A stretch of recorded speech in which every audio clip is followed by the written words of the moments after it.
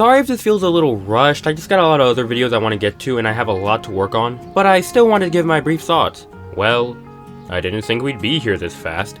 So Zach Bryan, you know him, I know him, he's a phenomenon that's breaking barriers in country right now. His monster of a release has taken the commercial and critical sphere of country by storm, despite little to no promotion, is now back with a new EP. And by EP, he means a standard album. I think Zach has lost all sense of track lengths because a normal album to him is 30, a short album is 18, and an EP is 9. However, I am glad to have something that's shorter and more realized than the vast array of stories on American Heartbreak. However, Summertime Blues, to put it mildly, is the weakest work Zach has yet to do, but it's still really good before you bring out the pitchforks. In the first few tracks, you're not going to find much in terms of substance or depth compared to Zach's better works. Quitting Time is a pretty standard blue-collar appreciation track. There's not much of the Zach Bryan flair to it, and it's pretty straightforward in its direction. I definitely like the build-up it has. Simple, but given who Zach is, you kinda expect a little better from him, but it's harmless. The same goes for Motorcycle Drive-By and Summertime Blues. These songs just don't have much meat to them despite them being perfectly fine. If any other artist did these songs, I'd think most would find them to be super exceptional in context to artists who do pretty mid work.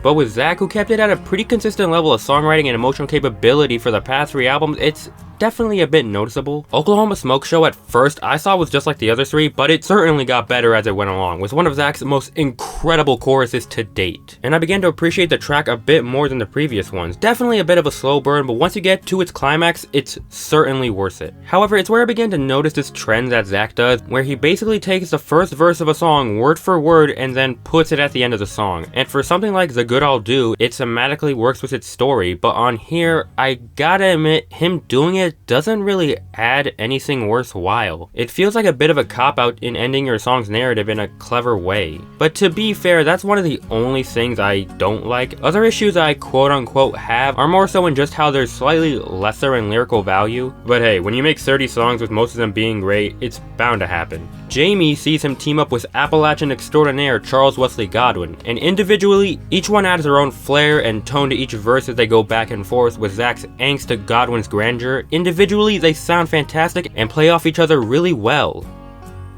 They just don't sound as good when they're together. I don't know, their inflections combined just didn't work for me, especially due to the fact that it's unison singing rather than harmony. It could have been undeniably fantastic if it just kept them separate, but still, every other element beforehand is exceptional. So at this point, you think it's definitely a messier Zach Bryan album than usual, right? Well, the second half of this album is where it kicks it into maximum overdrive. 20 So brought me back into what makes Zach Bryan as good as he is, from the wordplay, his variety in themes and storytelling, and it's not like it's slightly better than the lesser songs on here. It's right up there with the best material Zach has ever done. Relatable, but most importantly, powerful with its insights into relationships and how they function rather than surface level and shallow material. Its perspectives of young love and life from 2 people are exceptionally presented. Us then sees him once more go into that red dirt sound, but I can't help but feel like he stole the melody of The Luckier You Get for his verses. Apart from that, it once more captures a sense of longing for the past very well. Man Audie is one of the better tracks about a bank robbing couple just trying to do what they know how, and the burning passion Zach displays representing the fiery love between the two is so powerful. Concluding with All the Time, which is a nice conclusion to songs with some minor tight connections to one another, specifically in romance, which is basically all Zach does with a few exceptions. But hey, if it ain't broke, don't fix it. The tonal consistency is good, the songs are diverse enough so they don't really sound samey. It's a simple little small album, and that's all there is really.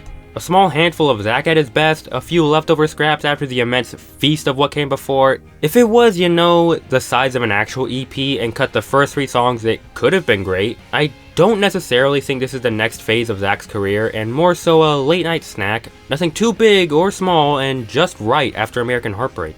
While it's his weakest work to date, one could argue it just goes to show what level he's at, and his peak has yet to be reached. Rating wise, I'm feeling a decent 7 out of 10 on Summertime Blues.